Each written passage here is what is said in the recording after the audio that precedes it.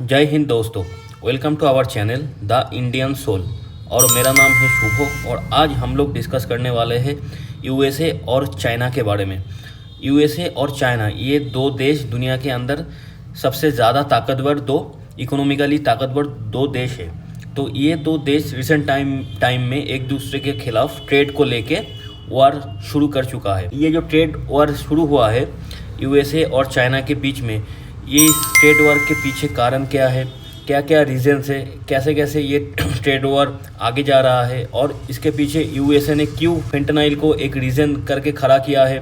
Fentanyl क्या कौन सा मेडिसिन है ये, इसको लेके क्यों यूएसए के अंदर क्राइसिस शुरू हुआ है और इसका सप्लायर चाइना क्यों है, ये सारे चीज़ को लेके आज हम डिस्कस करने वाले हैं। मेन टॉपिक आज का यही है कि यूएसए और चाइना एक दूसरे के खिलाफ ट्रेड वॉर शुरू कर चुका है और यूएसए ने चाइना के ऊपर 10% टेरिफ पहले लगा दिया था और अभी फेंटानाइल इशू को लेकर फिर से और टेरिफ लगाने की कोशिश कर रहा है। तो इसी को लेके आज हम डिस्कस करने वाले हैं। तो सबसे पहले हम देखेंगे डोनाल्ड ट्रंप ने प्रेसिडेंट होने के बाद से ही जिन जिन देशों के साथ यूएसए का जो ट्रेड डेफिसिट था उन सारे देशों के ऊपर टैरिफ लगाना चालू कर दिया है।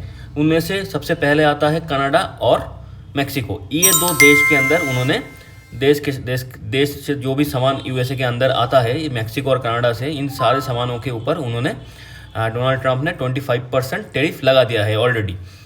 उसके बाद चाइना के बारी आता है। चाइना के ऊपर भी उन्होंने पहले ही 10% टैरिफ लगा चुका था और अभी ये फेंटानाइल इशू को सामने रख के यूएसए चाहता है कि चाइना के ऊपर और भी ज़्यादा टैरिफ लगाया जाए। तो अब इसको देखते हुए चाइना ने यूएसए को रिप्लाई दिया है। उन्होंने क्या रिप्लाई दिया है? उन्होंने ये रिप्लाई दिया है कि अगर यूएसए चाहता है कि चाइना के साथ ट्रेड वर्क करे तो इसके लिए चाइना भी तैयार है। तो ये जो रिप्लाई है ये आया है वेडनेसडे को बुधवार को चाइना के जो स्पोक्स पर्सन है उन्होंने बोला, if the US truly wanted to solve the fentanyl issue then the right thing to do is to consult with China by treating each other as equal. उन्होंने बोला, चाइना के जो spokes person थे उन्होंने बोला कि अगर यूएसए सही में चाहता है कि ये जो फेंटानाइल इशू है इसको सॉल्व किया जाए, जो क्राइसिस यूएसए के अंदर चल रहा है इसको सॉल्व किया जाए, तो यूएसए को ये करना चाहिए था कि वो चाइना के साथ बैठ के बात करे, जो क्राइसिस है उसको लेके बात करे, फिर प्रॉब्लम को सामने रखते हुए उसको सॉल्व ढूंढे और डिस्कशन की माध्यम से उस प्रॉब्लम की सॉल्व ढूंढा जाए। चाइना और यूएसए मिलके उस प्रॉब्लम की सॉल्व ढूंढे और फिर उस प्रॉब्लम को सॉल्व करे। ऐसा नहीं कि वो जो एक इशू को सामने रख के चाइना के ऊपर जो बेवजह टैरिफ लगाने की कोशिश कर रहा है यूएसए, इसी चीज़ के ऊपर उन्होंने विरोध जताया है, जो चाइना के स्पोक्स पर्सन है अभी। तो the statement comes amid escalation tension between the two nation specially related to the fentanyl crisis. तो जब ये चाइना ने यूएसए को रिप्लाई दिया उसके बाद से टेंशन और ज़्यादा हो गया इस फेंटानाइल इशू को लेके। तो चाइनीज़ एम्बेसी ने क्या बोला? उन्होंने बोला कि ready to fight a war if that is what the United States wants. इसका मतलब ये हुआ, अगर चाइना ने बोला अगर यूएसए ट्रेड को लेके एक वॉर करना चाहता ही है तो चाइना भी रेडी है और वो इस फेंटानाइल इशू को लेके वॉर करने के लिए रेडी है। तो this was in response to US action addressing China's role in the fentanyl trade and its failure to curb the flow of drug into the USA, जो मैंने बोला। तो अब हम समझेंगे फेंटानाइल ये क्या है। What is fentanyl? Fentanyl एक potent synthetic opioid drug approved by Food and Drug Administration for use as an analgesic and anesthetic। ये जो फेंटानाइल है ये एक तरीके का मेडिसिन है, ड्रग है, जो किस काम के लिए यूज़ होता है। वो पहला काम उसका ये है एनाल्जेसिक मतलब पेन किलर, वो दर्द का महसूस होना कम कर देता है। और दूसरा काम क्या करता है? एनेस्थेटिक। ये दो तरीके से वो फेंटानाइल यूज़ होता है। अब इसका खासियत ये है कि फेंटानाइल जो है ये एक सिंथेटिक ओपियोइड ड्रग है। तो ये सिंथेटिक मतलब ये जो सिंथेटिक ड्रग होता है नेचुरल वे से नहीं तैयार होता है। ये सिंथेटिक जो ड्रग होता है वो लैब में बनाया जाता है साइंटिस्ट के द्वारा। अब ये जो फेंटानाइल है इसका प्रोडक्शन सबसे ज़्यादा कहाँ होता है, ये ड्रग का ये प्रोडक्शन करता है चाइना। और ये जो फेंटानाइल ड्रग है ये 100 times more potent then morphine. Morphine जितना जल्दी दर्द कम करता है उससे भी 100 टाइम्स ज़्यादा पोटेंट है ये फेंटानाइल ड्रग। ये और जल्दी दर्द को कम कर देता है। और 50 time more potent than heroin as an analgesic.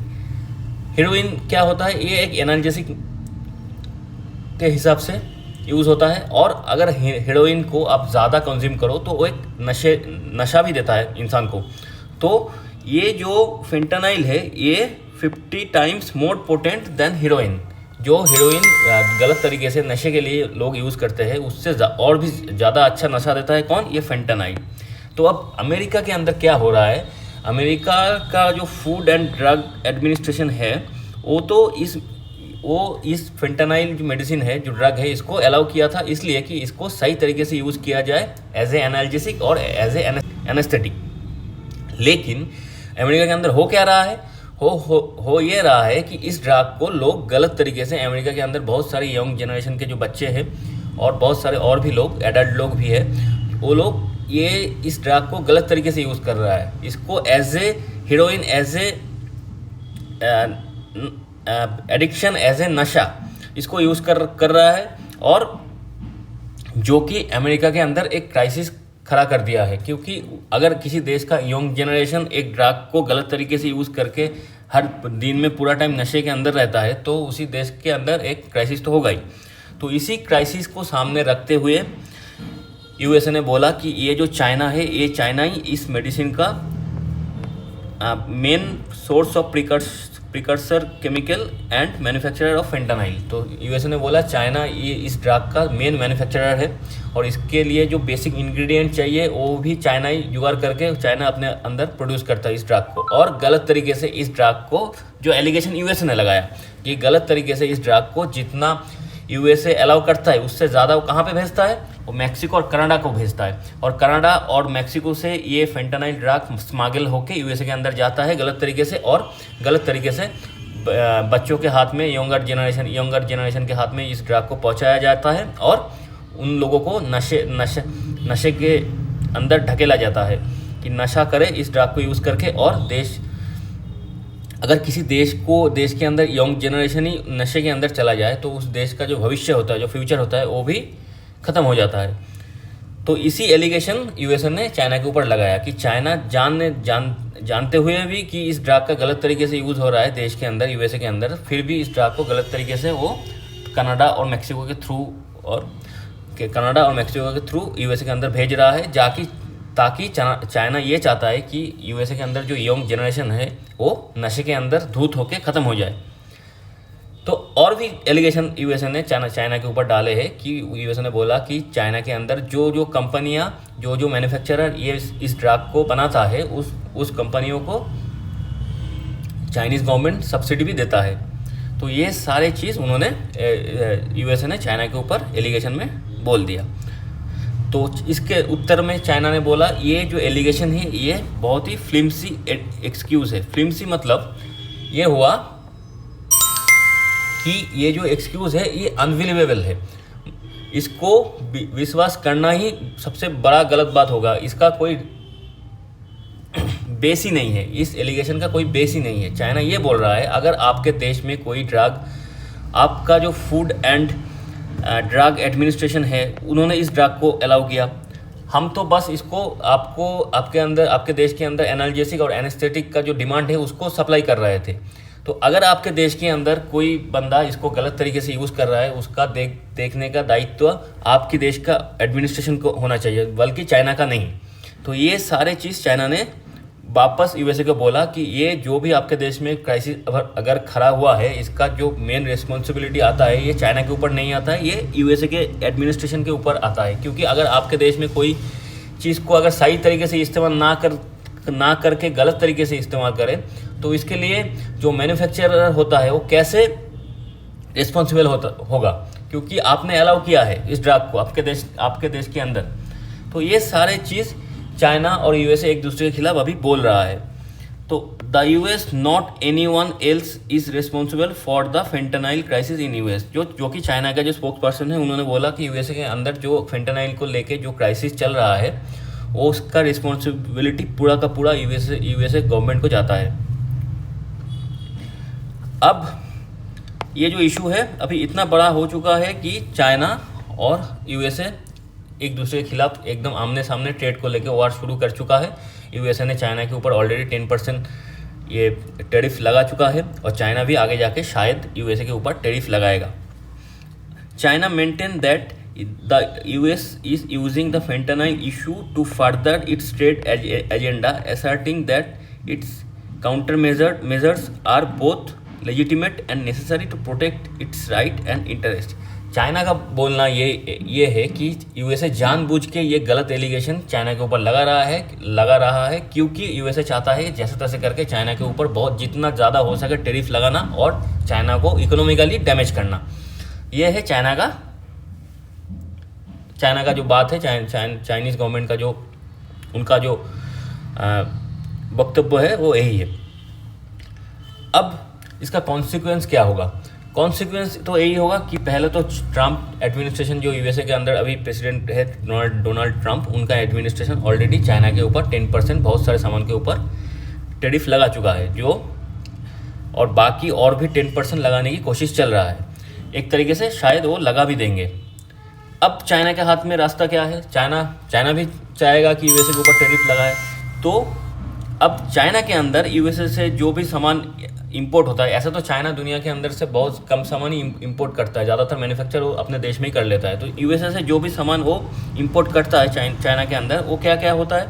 वो ज़्यादातर soybean, corn, dairy product, beef, ये सारे चीज़ चाइना यूएसए से चाइनीज़ मार्केट में इंपोर्ट करवाता है।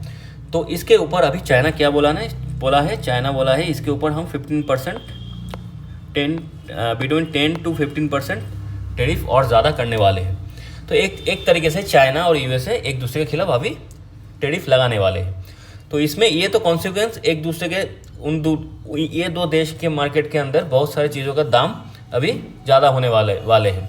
तो इसमें अब इंडिया का फ़ायदा क्या है? देखिए, इंडिया का फ़ायदा ये है, इंडिया से बहुत सारा सामान यूएसए इंपोर्ट करवाता है। अगर जो सामान चाइना से यूएसए के अंदर जाता है तो उस सामान का प्राइस अगर ज़्यादा होगा, तो वही सामान इंडिया अगर यूएसए के अंदर भेजता है तो उस सामान का प्राइस कम होगा।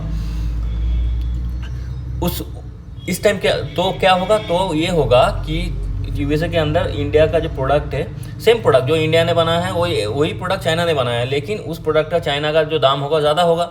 जो इंडिया ने भेजा है यूएस मार्केट में उसका दाम कम होगा, क्योंकि इंडिया के ऊपर ट्रम्प कम टैरिफ लगा रहा है, तो उसका दाम भी कम होगा उस यूएसए के अंदर, तो उस प्रोडक्ट को बिकने का चांस ज़्यादा है। तो ये एक अपॉर्चुनिटी है इंडिया के अंदर। अगर फ्यूचर में अगर ट्रम्प इंडिया के ऊपर भी टैरिफ लगा देता है तो सिचुएशन इक्वल हो जाएगा, तब कोई फ़ायदा है नहीं इंडिया के पास। लेकिन अगर ट्रम्प सिर्फ चाइना के ऊपर टैरिफ लगाए और इंडिया के ऊपर उतना टैरिफ या तो कम टैरिफ लगाए, तो इंडिया के पास एक अपॉर्चुनिटी है। क्या है? कि वो यूएसए के मार्केट में जो चाइनीज़ प्रोडक्ट था उनको हटा के अपना प्रोडक्ट प्लेस कर पाए। तो ये सारे चीज़ अभी चल रहा है ट्रेड वॉर को लेके यूएसए और चाइना के बीच में, और बाकी इंडिया का जो एंगल है वो भी हमने थोड़ा सा समझने की कोशिश की।